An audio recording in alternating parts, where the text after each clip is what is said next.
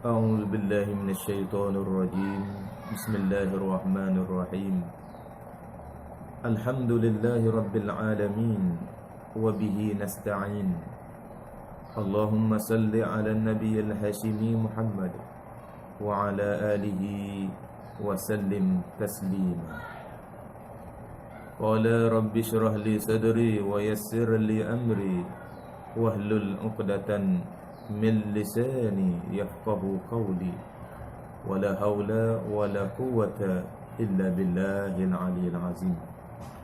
إلهي أنت مقصودي ورضاك مطلوبي، أعطني محبتك ومعرفتك. أما بعد. Assalamualaikum warahmatullahi ta'ala wabarakatuh. Saya Ustaz Mahathir bin Osman daripada SK Padang Kemuntin, Kuala Nerus.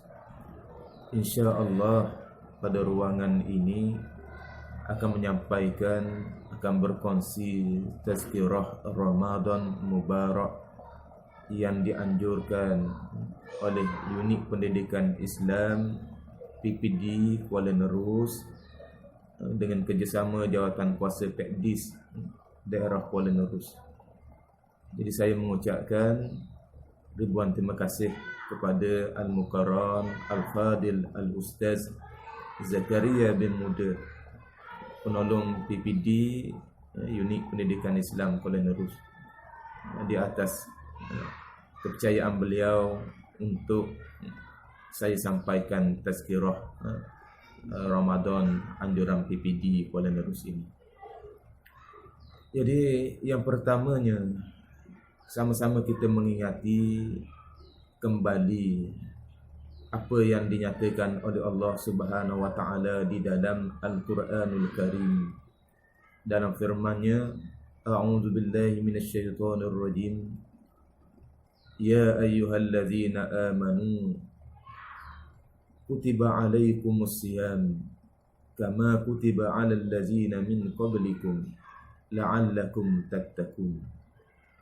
Dengan maksudnya, wahai orang-orang yang beriman, difardukan ke atas kamu, diwajibkan ke atas kamu melaksanakan suatu ibadah khususiyah di bulan Ramadan, iaitu ibadah as-siyam atau ibadah puasa, sebagaimana difardukan, diwajibkan ke atas orang-orang yang terdahulu daripada kamu. Mudah-mudahan kamu menjadi orang yang bertakwa. Jadi di dalam ayat ini Allah Subhanahu wa taala menyuruh kita ni orang-orang yang beriman melaksanakan ibadah puasa. Mudah-mudahan ibadah puasa itu dapat mendidik, dapat membimbing, dapat mencorokkan, dapat mentarbiyah rohaniah kita menjadi insan yang dekat dengan Allah Subhanahu wa taala. Manusia tidak dapat merasai kedekatan dengan Allah Subhanahu wa taala walaupun Allah Subhanahu wa taala itu pada hakikatnya sangat dekat dengan kita. Tapi oleh kerana jiwa yang tidak berapa murni, tidak berapa suci, tidak berapa jernih, maka jiwa kita ini sukar, susah, tak dapat merasai dekatnya diri kita ini dengan Allah Subhanahu wa taala. Lantaran itu Allah Subhanahu wa taala nak menjernihkan, Allah Subhanahu wa taala nak membersihkan rohaniah kita, jiwa kita dengan tarbiyah daripada bulan Ramadan yang diberkati ini. Maka ibadat puasa itulah mudah-mudahannya dapat mencorokkan sifat takwa ke dalam hati kita ini. Jadi tuan-tuan, puan-puan, bulan puasa ni kita sepanjang hari menahan lapar, menahan dahaga, menahan daripada semua perkara yang boleh merosakkan ibadah puasa kita ini. kita tunaikan semata-mata menjunjung perintah Allah Subhanahu wa taala. Maka sepanjang hari itu kita bersabar. As-sabru liiqamati awamirillah. Kita bersabar untuk melaksanakan perintah Allah Subhanahu wa taala. Kita bersabar menahan diri kita ni daripada lapar dan makan sepanjang siang hari itu. Jadi sabar ini sebahagian daripada sifat-sifat orang yang bertakwa. Orang yang bertakwa itu mesti memiliki sifat sabar ini. Yang pertamanya. Yang kedua, orang yang bertakwa juga mesti memiliki sifat syukur. Syukur pada Allah Subhanahu wa taala. Yang jelasnya, yang nyatanya, kita ini bersyukur ketika tibanya waktu maghrib itu. Sepanjang hari kita dah letih, bila tibanya waktu maghrib, alhamdulillah, Allahu akbar, Allahu akbar, masya-Allah, masuk waktu maghrib. Alhamdulillah, Allahumma laka sumtu wa bika amantu wa ala rizkika aftartu bi rahmatika ya arhamar rahimin. Kita menunaikan satu lagi ibadah, iaitu ibadah berbuka puasa. Kita makan ketika berbuka puasa itu juga kita kata menunaikan, melaksanakan perintah Allah Subhanahu wa taala. Makan kita kata kerana berbuka puasa. Maka satu kegembiraan bagi orang yang berpuasa itu. Bila kita kata tibanya waktu nak menjamak juadah, nak meneguk minuman, mana kita rasa syukur pada Allah SWT itu. Harus wajib kita merasai syukur terhadap kurniaan Allah Subhanahu wa taala. Sebahagian ulama kebanyakannya menyatakan ta'zimun ni'mah. Kita rasa besar nikmat Allah Subhanahu wa taala. Membesarkan nikmat Allah Subhanahu wa taala. Sebahagian daripada sesuatu sifat yang wajib ada pada kita sebagai hamba Allah Subhanahu wa taala, membesarkan nikmat Allah Subhanahu wa taala. Jadi balik kita kepada persoalan yang ingin disampaikan di sini, Ramadan bukanlah bulan untuk pesta makanan. Ramadan bukan bulan pesta makanan. Jadi tengok tajuk tu, nak sentuh secara khusus, nanti ada orang yang terasa pula bulan puasa ni, janganlah kita mengucapkan sesuatu yang menyebabkan orang lain boleh terguris hatinya, boleh terasa hatinya. Jadi mudah-mudahan dapat dielakkan secara umum lah. Secara umum, macam mana Ramadan itu mendidik kita ni supaya bertakwa, maka tak dapat tidaklah. Yang pertama sekali, kita jangan bersifat boros. Di bulan Ramadan ini kita mengharapkan rahmat Allah Subhanahu wa taala. Kita mengharapkan kasih sayang Allah Subhanahu wa taala. Tapi tiba-tibanya bulan puasa ni rupa-rupanya Allah Subhanahu wa taala, masya-Allah, wali'azubillah, tak suka kita. Allah Subhanahu wa taala tidak menyukai kita kerana satu perkara yang kita tanpa sedar ataupun tidak dah buat benda tu. Apa dia?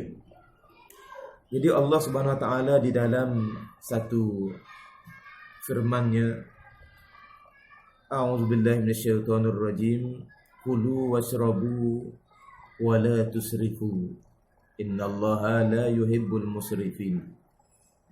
Dalam ayat ini Allah SWT menyatakan panduan untuk kita makan, untuk kita minum.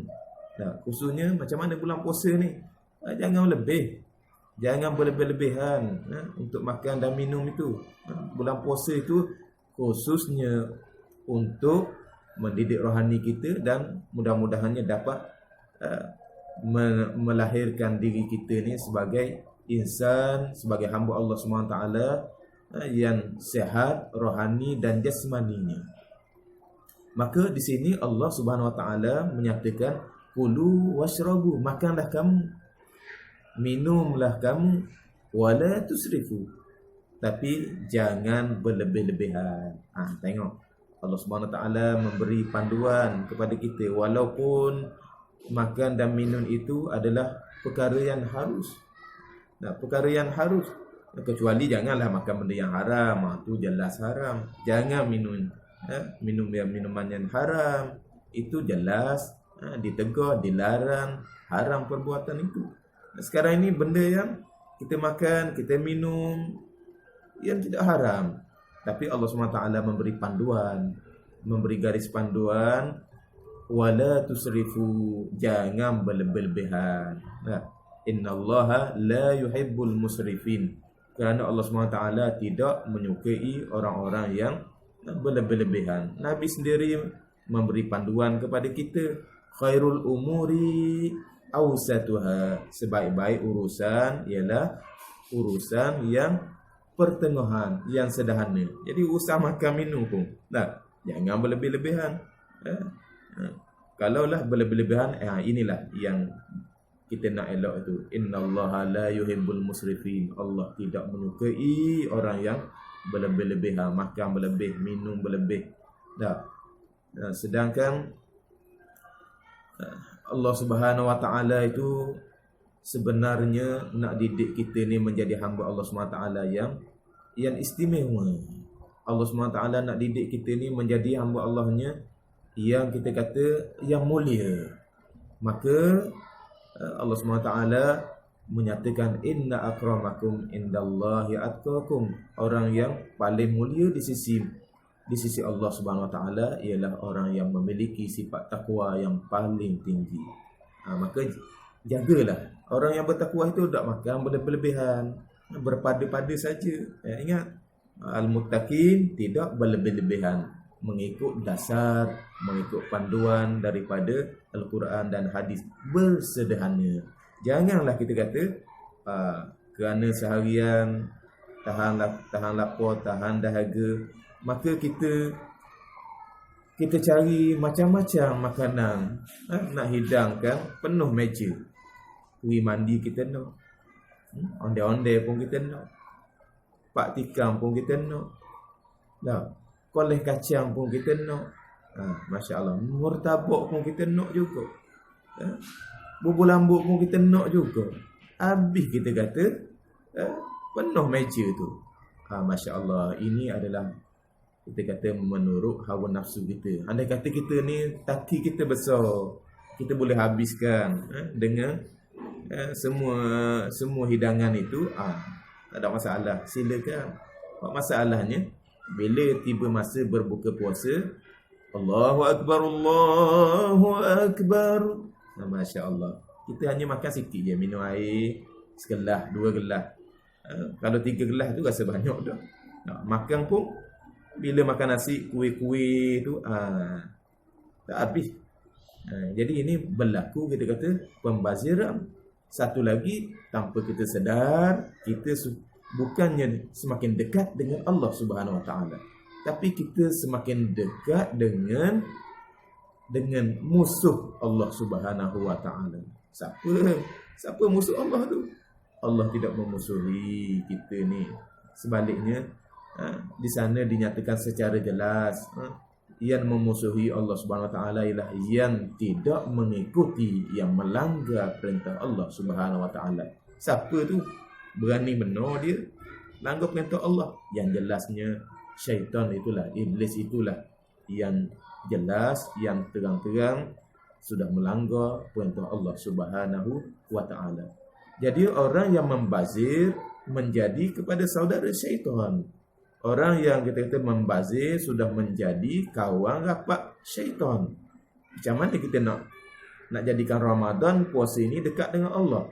Tanpa kita sedar, kita ni menjadi hamba Allah SWT yang dekat dengan syaitan. Mana dalilnya? Mana buktinya? Ustaz cakap saja. Kan bawa sepatah dalil daripada mana? Jadi firman Allah Subhanahu wa taala, wala tubazzir tabzira innal mubazzirin kanu ikhwanas syayatin. Jangan kamu membazir dengan membazir yang melampau. Kerana sesungguhnya orang-orang yang melakukan pembaziran itu ikhwanas syayatin, adalah saudara kepada syaitan. Jadi sempena bulan Ramadan ini, sama-samalah kita muhasabah, sama-samalah kita jaga, kita awasi segala kita kata amaliyah kita, segala tindak tanduk kita. Mudah-mudahan di dalam bulan puasa ini kita ini benar-benar menjadi hamba Allah Subhanahu wa taala yang dapat mencorokkan, membentuk rohaniah kita menjadi hamba Allah Subhanahu wa taala, menjadi hamba Allah Subhanahu wa taala yang bertakwa kepada Allah Subhanahu wa taala. Jadi dengan itu cukuplah saya sampaikan tazkirah ini dengan masa yang terbatas. Mudah-mudahan kita mendapat rahmat Allah Subhanahu wa taala, kita mendapat pengampunan Allah Subhanahu wa taala, dan dengan kasih sayang Allah Subhanahu wa taala, Allah Subhanahu wa taala selamatkan kita daripada kemurkaannya. Allah Subhanahu wa taala pelihara kita daripada azabnya, azab neraka. Jadi sekadar itu disudahi dengan aqulu qauli hadza wa astaghfirullahal azim li wa lakum. Assalamualaikum warahmatullahi taala wabarakatuh.